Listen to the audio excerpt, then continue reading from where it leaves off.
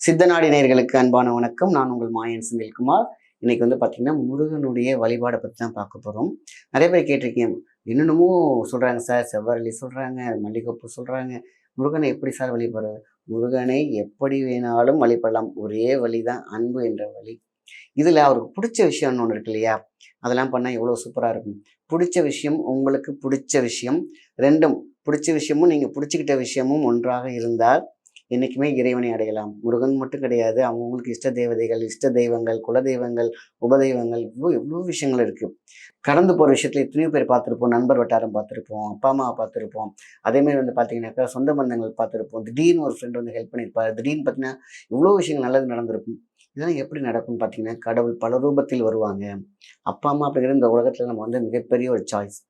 அந்த சாய்ஸ் பார்த்தீங்கன்னா, நம்மளுடைய பிரம்மன் எழுதி குடுக்குறாரு பார்த்தீங்களா? இந்த இந்த வயத்துல இந்த அம்மா, அப்பாவா நீ பிறக்கணும். இதுல நீ இந்த இன்பத் துன்பங்களை அடையணும். இதெல்லாம் ஒரு ஒரு ஏட்டில் இயக்கம் இருக்கும். உங்களுடைய ஏட்டுங்கிறது தலையெழுத்து ஏடு. ஸோ இந்த இயக்கத்துல எந்த தெய்வம் உங்களுக்கு சப்போர்ட் பண்ணுது? எந்த தெய்வம் உங்களுக்கு உபதெய்வமாக இருக்கு? எந்த தெய்வம் உங்களுக்கு உபயோகமாக இருக்கிறது? இதெல்லாம் பார்த்தீங்கன்னா, நம்ம ரிசர்ச் பண்ணோம்னா வாழவே முடியாது. ஆக நமக்கா பிடிக்குது பார்த்தீங்களா? அங்க தான் நம்மளுடைய மோடு வேலை செய்யும். எனக்கு முருகன் பிடிக்கும். எனக்கு விநாயகர் பிடிக்கும். எனக்கு சிவன் பிடிக்கும். இப்படி உங்களுக்கு பிடிச்ச விஷயம் இன்னொருத்தவங்களுக்கு பிடிச்சதுங்கிறதுக்காக உங்களுக்கு பிடிக்காது. உங்கள ஈர்க்கும் பார்த்தீங்களா? லயந்து போவீங்க பார்த்தீங்களா? அந்த கடவுள் தான் உங்களை கடந்து உள்ளிருக்கும் சக்தி. ஸோ அப்போ நெறைய விஷயங்கள் இருந்தாலும் முருகன் வழிபாட பத்தி நெறைய பேர் கேட்டிருக்கீங்க. இந்த முருகன் வழிபாட்டுல வேல் வச்சு வெறும் வேல மட்டும் கும்புற ஒரு விஷயம் இருக்கு. உருவப்படத்த இருக்கு. சிலையா வச்சு கும்புற விஷயங்கள் இருக்கு. கோயிலுக்கு மட்டுமே எனக்கு இதெல்லாம் தேவையில்ல. எனக்கு கோயில்ல இருக்கக்கூடிய சிலைகள்ல தான் பிடிக்கும் அப்படின்னு நினைக்கிறது. எல்லாமே உங்களுடைய சாய்ஸ். பட் அதுல அவருக்கு பிடிச்சமான விஷயம் செவ்வரளி இருக்கு, செம்பருத்தி இருக்கு, அதே மாரி மல்லிகைப்பூ இருக்கு, கிருத்திகை இருக்கு, செவ்வாய், வெள்ளிக்கிழமைகள்லாம் இருக்கு.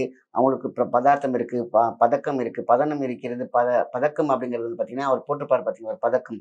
அவருக்கு புடிச்ச பதக்கம் இருக்கு.